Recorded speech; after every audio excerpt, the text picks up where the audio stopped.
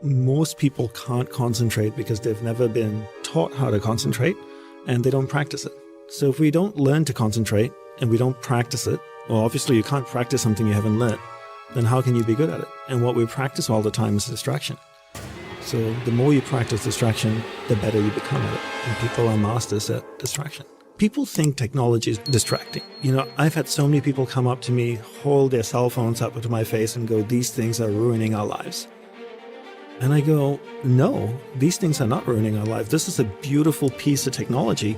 What's ruining your life is your inability to exercise discipline around the use of it. So the idea is that you use technology as opposed to technology uses you. In the same way, if you look at your whole day, how do we integrate the practice of concentration throughout everything that we do?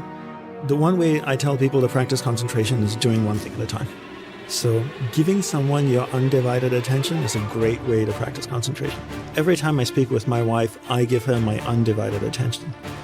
If my awareness drifts away, I bring my awareness back to her and I stay focused on that conversation. There are two things we need to understand. There's the mind and there's awareness. And you're not the mind, rather you're pure awareness moving through different areas of the mind. So your mind doesn't move, rather your awareness is moving through the mind. So people are going from one course to another, to another, to another. And then people in my industry, the self-help industry, that's how they make the money, right? You keep selling your over and over again, and you just keep buying. And you think you're learning and growing, but you're not. Because you don't even practice the first thing you're taught. So for me, the first thing you want to learn is concentration. Because if you can't concentrate, you can't solve problems. You can't be better at what you do. How can you be a great athlete? How can you be a great singer, an artist, a scientist, a doctor, if you can't stay focused long enough to gain mastery over the topic? Where awareness goes, energy flows. And a simple analogy I always tell people to look at awareness as a glowing ball of light. Your awareness is a glowing ball of light that's floating through the mind, and you can control where it goes. And there's different areas of the mind. There's an angry area of the mind, there's a healthy area of the mind, there's a science and sex and food and photography.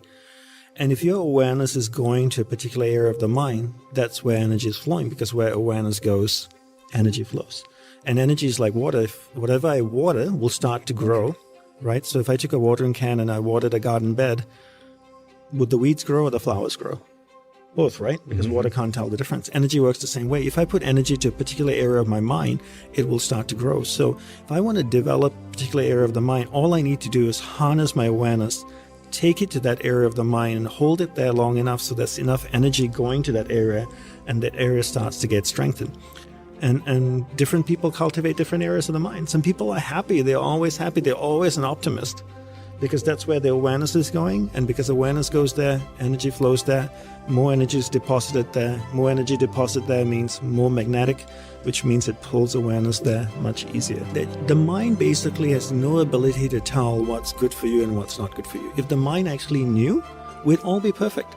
I'd wake up in the morning, my mind would tell me meditate for an hour, do yoga, run, work out, eat this breakfast, then sit down for 2 hours or 1 hour, then stretch, then do this. No, my mind just is like, do whatever the hell you want to do. The mind doesn't know, right? So whatever we tell our mind, whatever we repeat over and over in our mind creates patterns. And these patterns, when they're repeated, whether they're repeated consciously or unconsciously, become deeply ingrained and become extremely difficult to break.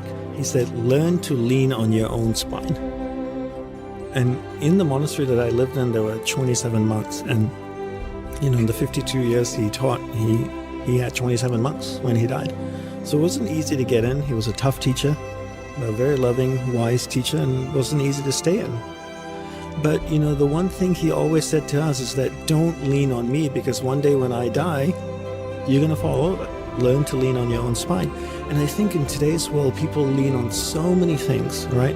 Whether it's drugs or technology, and we just complicate things, right? For thousands of years, I believe, people learn to become sensitive to their mind, their body, and their nervous system. And that's how we survived on this planet. All over the world, whether it was in Europe, Africa, Asia, people went out to the forest. They knew what leaf or root or plant healed something. And that's how we survived, right? There was no doctor or pharmacy to go to.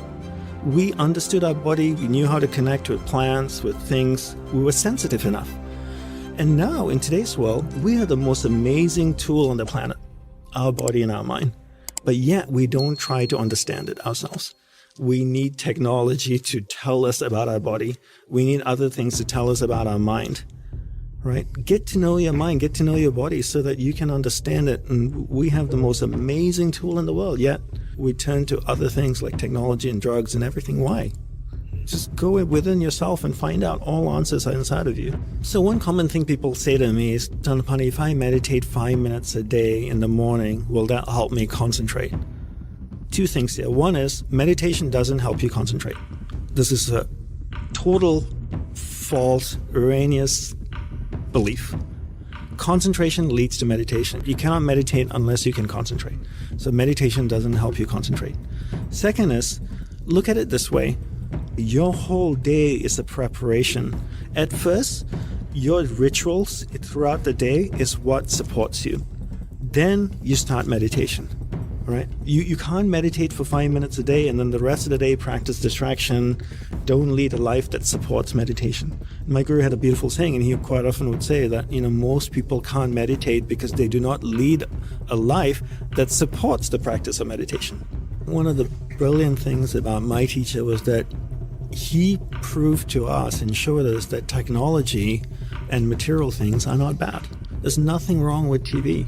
There's nothing wrong with the cell phone. There's nothing wrong with computers. There's nothing wrong with the internet, as long as you are in charge. But if you allow the internet, whatever's happening on your computer, on your phone, to dictate your awareness in your mind, then you become a slave to technology, and then it can train you to be distracted. But as long as you're in charge of it, then it's totally fine. What beautiful tools, huh?